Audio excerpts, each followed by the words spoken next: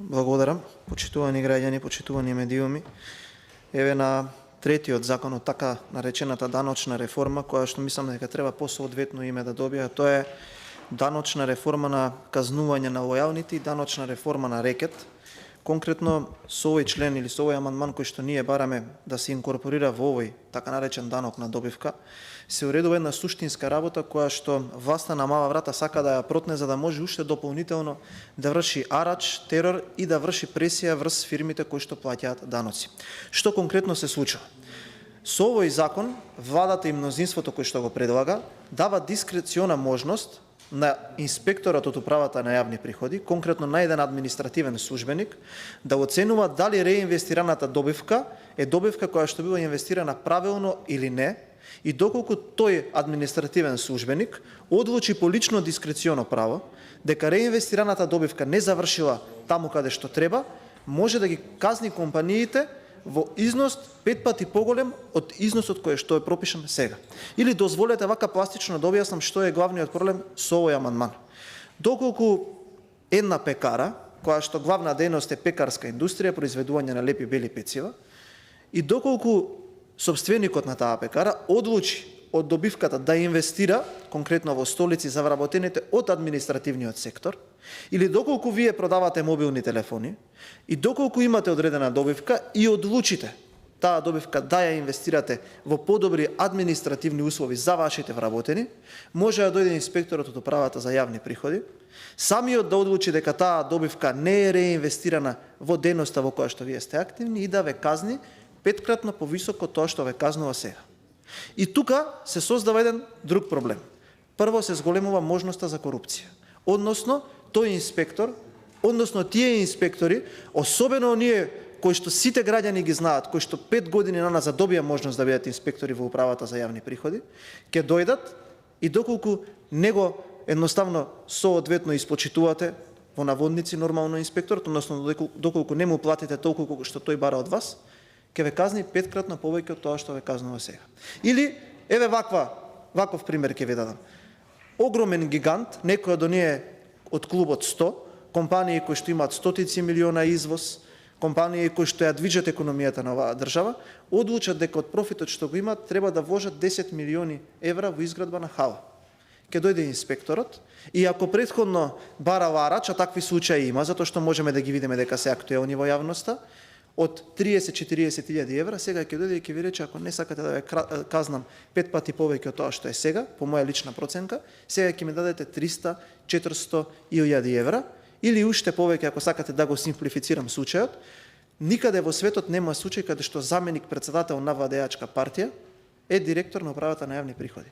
Никаде во светот нема случај каде што председател на општинска организација на СДСМ е одговорен на подружницата на УЈП во Скопје. Во Скопје има ненаплатен данок на над 100 милиони евра. Знаете ли кој не наплаќа данок?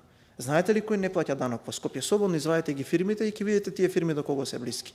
Сега, доколку, а тоа се случувало во минатото, ние имаме пратеник колега од нашата пратеничка група, чии што семејство работи во приватниот сектор, во изминатиот период е казнет за ништо, напати од инспектори и од овој кој што е раководител на скопската подружница за се нешто.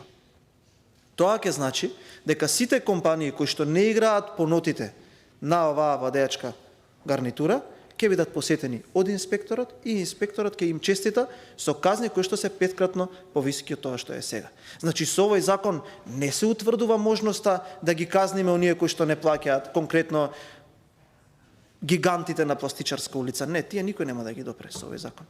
Не, никој тие нема да ги допре. Тие ќе продолжат да не плаќаат.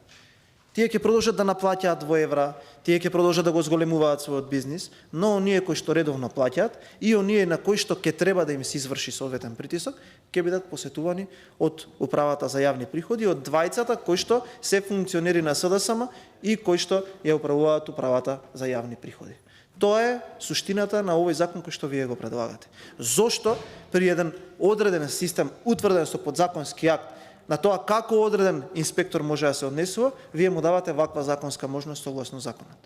Дали од прилика разбирате каква можност им давате на овие луѓе да бидат подложени на корупција, Да никој потоа да нема право да ја обжали таа нивна одлука или која обжали да бидат пута 10 пати казнети од тие кои што ќе дојдат да го собираат арачот и да се одмаздуваат, и како ние ќе ги стимулираме компаниите да ја инвестираат својата добивка од аспект на проширување на бизнисот. Зашто ние создаваме закони кои што ќе треба да генерираат притисок, особено во ваков предизборен период? Па ние ќе градиме држава или ќе градиме можност да вашите партиски функционери ги притискаат граѓаните? Или сега едниот подпредседател ќе биде на царина, за да може таму да врши притисок, а другиот преку управата на јавни приходи. Таков систем сега ние ќе создаваме, па некој тука ќе стане и ќе не убедува дека бизнисот е добар, дека во државата цветаат цвеќиња или со вашите розови очива ќе ни читате тука партиски соопштенија. Само да знаете една работа, ние ви го кажуваме ова, затоа што токму ваквиот пример ни го кажаа и коморите. Еден господин од Северозападна Македонија, од комората за Северозападна Македонија, знаете што, како ни го опиша овој ваш предлог закон? Ова е вели враќање во 94 година. Тогаш дојде еден инспектор од управата и мене ме казни тогашни 370.000 марки. Знаете зашто? За ништо. Затоа што тој сметал дека така треба. А знаете зашто ми ја пиша казната? Затоа што одбив да му дадам пари. На ваков начин вие не враќате повторно во 90-тите, каде што ќе може одредени луѓе блиски до вас, а ние добро знаеме, а граѓаните особено знаат добро какви се по честноста кадрите од вашиот корпус. Можевме да видиме по генералните секретари од владата, можевме да видиме по Катица Јанева, каде што за парче мебел, за ситни пари, за пари во плик, ќе може да се купуваат, да ги казнуваме успешните компании. Или ќе биде или поддршка за тие, или сега ќе дојде овојот кај нас од партија, особено оние кои што не наплаќаат на тие на кои што треба да плаќаат, а ќе ги притискаат успешните, и да ги казнуваме компаниите. Таков ли е економскиот систем кој што ние сакаме да го градиме? Овие ли се тие проевропски вредности за кои што секој ден не ве симнуваат од телевизија да го лажете народот? Вакви ли се тие проевропски вредности? Ова ли е тоа кое што ние се стремиме? Па ајде нареден пат, кога ќе дојде некој од меѓународната заедница, исклучете се од оваа тема и објаснете му го ова. Нека излезе некој на некој од Европската унија, од министрите едно друго и кажете му дека во даночната реформа вие сте му дале дискрециона можност на административен службеник да казнува компании 5 пати повеќе од тоа што е пропишано, ако тој одлучи дека таа добивка не е реинвестирана на начин на кој што тој смета. И уште еднаш, тоа ќе ви го кажеме и на дискусијата на пленарната седница, тие инспекторчиња кои што вие ги вработивте од партиски штаб, тие директорчиња кои што вие ги вработивте од партиски штаб, дидат да казнуваат фирми наоколу и да собираат рекет и арач, треба да знаат дека еден ден, многу набрзо тоа ќе заврши. И дека тие фирми кои што тие ги притискаат, и тие поединци на кои што тие се закануваат, ги уценуваат и им наплаќаат данок додека има сиви зони во оваа држава и во овој град каде што не смеат да припарат, ќе има одговорност. И некој ќе одговара за тоа. И затоа сметам дека ваквите, па не би рекол неуставни, затоа што во оваа држава веќе уставот не се почитува освен кога треба да се менува за некој да гради кариера, ваквите незаконити работи кои што се сега утврдени и во законска постапка, и во подзаконски акт, не треба да бидат инволвирани во законот, зашто ќе направите уште поголема штета од тоа што сметате дека ќе прибавите средства. Немојте да носите даночни системи и даночни реформи за да може да ги притискате фирмите и за да може да ги притискате граѓаните за одредена политичка бенефит. Затоа што на крајот сепак треба да се однесуваме одговорно кон оваа држава, особено кога се работи од аспект на даноците. Благодарам.